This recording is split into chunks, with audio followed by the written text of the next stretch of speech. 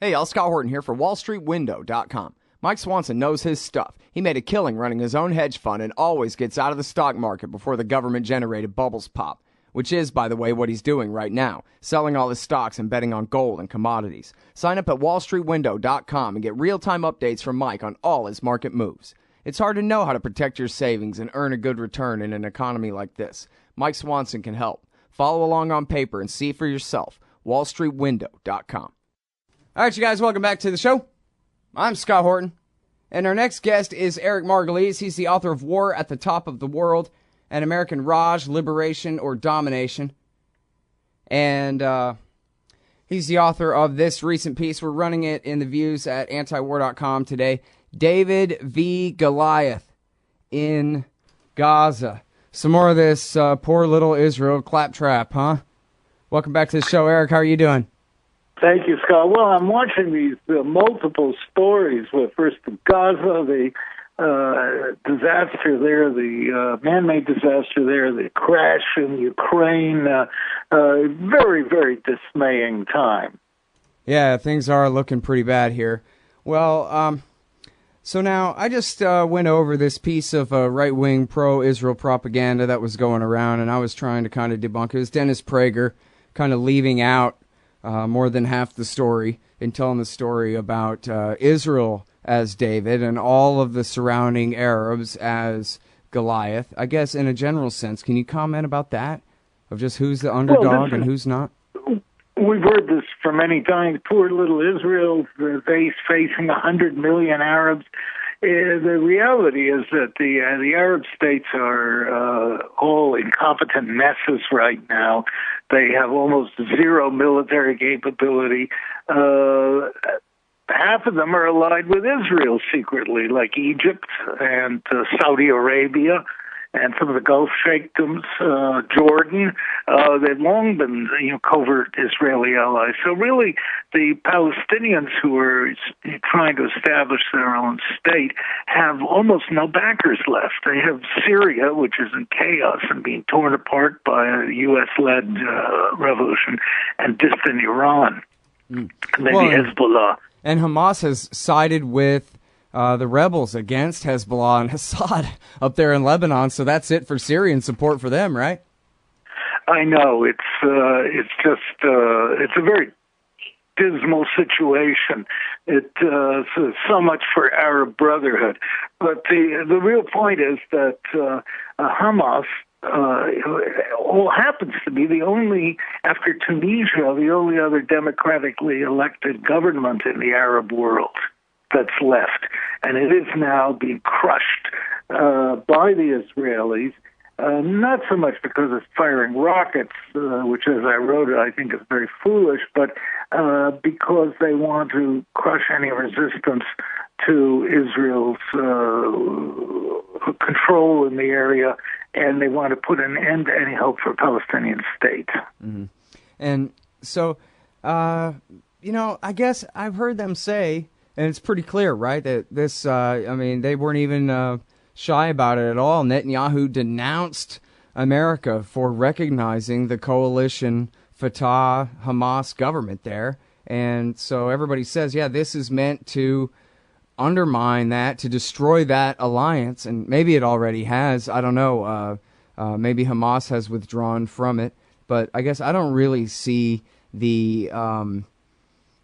the 1-2 there, how exactly that's supposed to work. It seems like, if anything, it would just motivate the Palestinians in defiance, to try to keep that coalition government together. When, anybody on the West Bank, just as well as the other 7 billion of us on Earth, know that Hamas didn't kidnap those kids and start this whole trouble. So why wouldn't Fatah side with Hamas rather than with what the Israelis want them to do? Because Fatah, after the murder of Yasser Arafat, or what looks like a murder anyway, Fatah has become a puppet, a sock puppet for the Americans and the Israelis. They paid for it. They bribe all the Fatah leaders. They control its security forces. They provide it with food, and so Mahmoud Abbas, the Fatah leader, is really a disgraceful, a quisling, and but even him he's making little peeps of protest, but he's viewed by most of the Palestinians as a traitor. Well, the headline at antiwar.com is now 556 Palestinians killed, 27 Israelis killed, and last I heard, when it was 20 of them, 18 of them were soldiers. And, you know, Eric, I want to go ahead and bring this up because I'm sure you'll have something smart to say about it. Two of these Israeli soldiers killed were Americans, one from California, one from Texas, over there fighting for Israel. They've got a birthright that the Palestinian refugees of the Gaza Strip do not. What's up with that? Well, America has long allowed joint Israeli-American citizenship. Before any joint citizens were allowed, the Israelis got a special dispensation, and in fact, a lot of Israelis hold joint citizenship. If I went and served in the Egyptian armed forces, I could lose my American citizenship, but there's carte blanche to do whatever you want in Israel. Israel gets away with whatever it wants in the U.S. government because it controls Congress, or at least congressional affairs on the Middle East, and this is the special exemption. What's more important in this case is that certainly the whole Arab world and much of the rest of the world is viewing the agony of Palestine and blaming it on the United States. They're saying America's doing it. It's being done with American weapons in violation of America's own laws, the Arms Export Control Act, and that America's financing Israel, and that America could push a button and stop Israel in a minute if it had the political will. So really the blame for this bloodbath sits as much with the U.S. as it does with Israel. Mm-hmm. Yeah, you know, I saw Barack Obama today saying that he wants a ceasefire and he's sending Kerry over there to get a ceasefire. But what he might as well have said is, well, of course, I could have called for a ceasefire all along, but only now am I deciding to, and I'm going to do it by sending Kerry not to Tel Aviv to read him the Riot Act, or to Jerusalem to read him the Riot Act. I'm going to send him to Cairo. Where the al-Sisi dictatorship has already proven that they have no real interest in brokering some kind of deal with Hamas, or not a deal that they could possibly accept anyway. That's quite right. Egypt, as I said, all the years under Mubarak was a secret Israeli ally, and now it's just right out in the open. This tin pot dictator al-Sisi hates and fears Hamas as much as the Israelis do, and is collaborating with them to squeeze it to death by shutting off the border crossings from Egypt into Gaza. And he worked with the Israelis to try and create a fake ceasefire agreement in which the Palestinians weren't even consulted. So, you know, I remember the days, 1956, when the Israelis invaded Sinai and tried to grab it for themselves. And our last great independent president, Dwight Eisenhower, told the Israelis, get out or else. And the Israelis got and gave up Sinai. Today you have feeble President Obama who says, well, we should be negotiating. All right, now we're gonna pick that up. Obama's responsibility, right on the other side of this break. It's maybe the most important point of all here, aside from the casualties. It's the great Eric Margolis, author of American Raj, ericmargolis.com. Hey, I'm Scott Horton here, and I'm so excited about commodity discs from commoditydiscs.com. They're 1-ounce silver pieces with a QR code engraved on the back side. Scan the code with your phone and get the instant spot price. Commodity discs are paving the way forward for the alternative currency community in America and around the world. The QR code Commodity Disc. Technology has now finally made a real free market silver currency viable. And anyone who donates $100 or more to the Scott Horton Show at scotthorton.org/donate gets one free. That's commoditydiscs.com. All right, you guys, welcome back to the show. I'm Scott Horton. I'm talking with Eric Margolis about Israel's slaughter of Palestinian civilians in the Gaza Strip. It's a big trumped-up crisis. Everybody knows that Netanyahu's lying like John Kerry, talking about, oh, we know Hamas kidnapped these kids. He just wanted an excuse to go to war against Gaza. But anyway, we were talking about the president's responsibility, and You brought up Dwight Eisenhower and how when he got on the phone, the Israelis came to heel. How mad would Barack Obama have to get Benjamin Netanyahu to stop doing what he wants to do in the Gaza Strip, Eric? Well, the president has the power to do it, but he doesn't have the will. Elections are now on the horizon. The Democrats are worried. Republicans are beating the war drums. So typically, the minute elections appear on the radar scope, the Israelis get away with whatever they want to do. And that's exactly what's happening.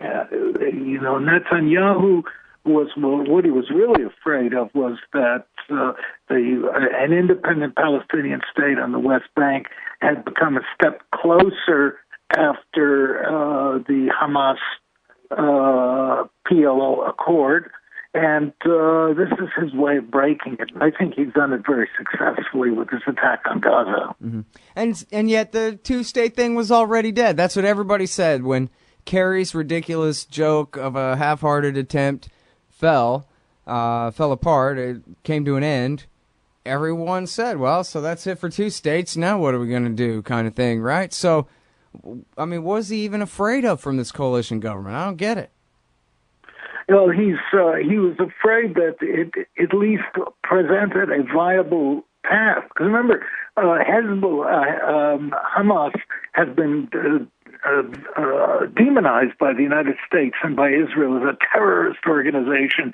We will never do business with terrorists. That's mantra one. Israel has the right to defend itself, mantra number two. And so as long as they could claim that beat the terrorism drums, they could avoid dealing with Hamas, which, by the way, was partially created by the Israelis way back when. But the linking to Hamas to the more kosher PLO government, which is controlled by the U.S. and Israel, as I said, made it more acceptable as a partner and raised the threat that the U.S. might come back and push for some kind of Palestinian state. Well, it's really not going to happen now. But what Prime Minister Netanyahu has done is ensured another decade of searing hatred between Arabs and Jews in the region. Yeah. Well, I was wondering if maybe it had something to do with their joining UN organizations as kind of that whole General Assembly route to statehood that they kind of sort of started on. It seemed like mostly as a bargaining chip. But I guess the Abbas government was doing that without any kind of alliance with Hamas at the time anyway, right? That's correct. And it was really the Abbas government was taking orders from the U.S. and from Israel. So that wasn't a big threat. I think what's more of a threat for Israel is the spreading worldwide disinvestment movement in Israel. It's spreading through academia and liberal left circles. There's great anger at Israel. Even amongst many American Jews are very unhappy with what Israel is doing. Its lurch to the far right is seen as antithetical to everything that the Jewish people stand for. And so this is Netanyahu's way of fighting back. And he has derailed any peace process. And he's given his settlers, because this is really the settlers movement that's doing this, he's given them more time to gobble up what's left of the West Bank. Right. And so, well, I want to get back to that in a second to ask you about the future, what you think is going to keep happening in both of these occupied territories. But could you go back to what you said about Israel helping to create Hamas and elaborate a little bit there? I know I can add two footnotes, and that's Richard Sale in UPI and Andrew Higgins in the Wall Street Journal, both of whom people can Google about this subject. Yes, back in the, I think it was in the late 70s, but don't pin me down on the date. Exactly, Hamas sprang up as a religious welfare movement, and to provide schools and education and food and social welfare for the Palestinian people. It was loosely linked to the Muslim Brotherhood in Egypt, which was a social movement. The Israelis saw this, and they thought, what a great way of splitting the Palestinian people. And they allowed Hamas to grow and even at least close their eyes, if not encourage, the flow of funding to Hamas, which allowed it to develop very quickly and to become an important social movement amongst the Palestinians. Now, the Israelis are kicking themselves for doing this. Well, the leader of Hamas, Sheikh Yassin, very respected man, crippled in a wheelchair, he was very anti-Israeli, but at some point he called, and I saw the speech, he called for living with Israel, a peaceful resolution with Israel. Shortly after that, he was assassinated by the Israelis. Oh, man. And you know what? See, I didn't realize that was really what had preceded. And you certainly sound convinced that was the motive for killing him. Well, that's a supposition on my part. It's not that sounds like a fair one. Proving. Well, and this is the point where Ray McGovern always picks up and says, and of course, the assassination with that missile of Yassin, the old man in the wheelchair, the founder of Hamas, is what helped lead to the lynching of the Blackwater guards in Fallujah. And then that was, of course, led to a whole other chain of dominoes falling down in the Iraq War and sectarian cleansing back and forth and death squads lining up against each other, etc. Came from that original sin in a way. Not that everything was going fine with the occupation before that necessarily, but that is, in fact, how it played out. It was riots. And the Al-Yassin Brigade, they called themselves, or whatever, were the ones who killed the Blackwater guards.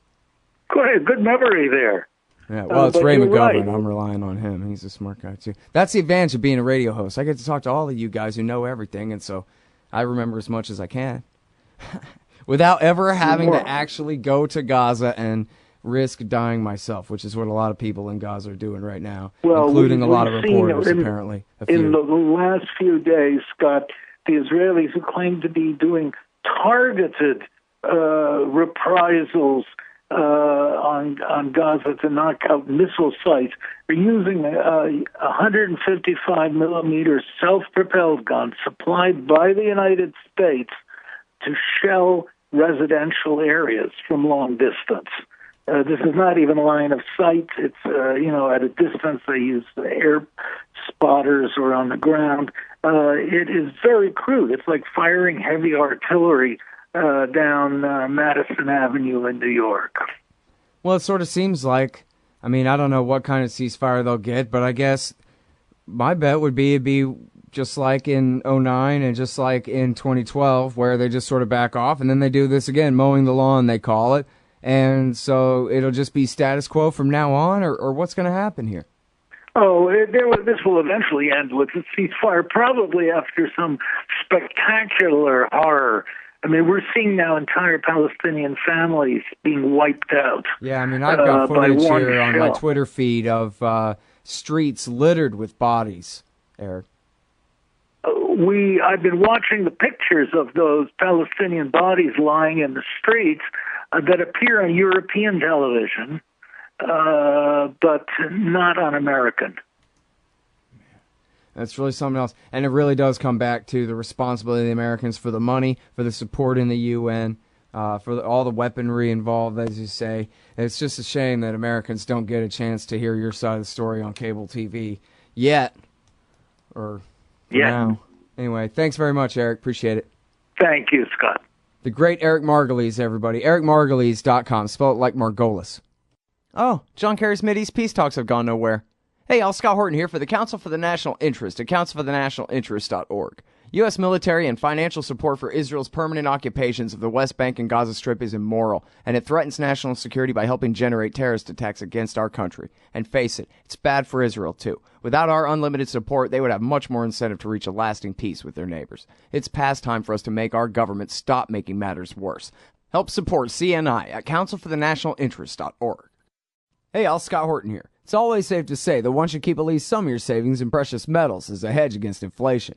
And if this economy ever does heat back up and the banks start expanding credit, rising prices could make metals a very profitable bet. Since 1977, Robertson Roberts Brokerage Inc. has been helping people buy and sell gold, silver, platinum, and palladium, and they do it well. They're fast, reliable, and trusted for more than 35 years. And they take Bitcoin. Call Robertson Roberts at 1-800-874-9760 or stop by rrbi.co. Hey, Scott Horton here to tell you about this great new book by Michael Swanson, The War State. In The War State, Swanson examines how Presidents Truman, Eisenhower, and Kennedy both expanded and fought to limit the rise of the new national security state after World War II. If this nation is ever to live up to its creed of liberty and prosperity for everyone, we are going to have to abolish the empire. Know your enemy. Get The War State by Michael Swanson. It's available at your local bookstore or at Amazon.com in Kindle or in paperback. Just click the book in the right margin at scotthorton.org or thewarstate.com. Hey, Scott here. First, I want to take a second to thank all the show's listeners, sponsors, and supporters for helping make this show what it is. I literally couldn't do it without you. And now I want to tell you about the newest way to help support the show. Whenever you shop at Amazon.com, stop by scotthorton.org first, and just click the Amazon logo on the right side of the page. That way, the show will get a kickback from Amazon's end of the sale. It won't cost you an extra cent. And it's not just books. Amazon.com sells just about everything in the world, except cars, I think. So whatever you need, they've got it. Just click the Amazon logo on the right side of the page at scotthorton.org or go to scotthorton.org/Amazon.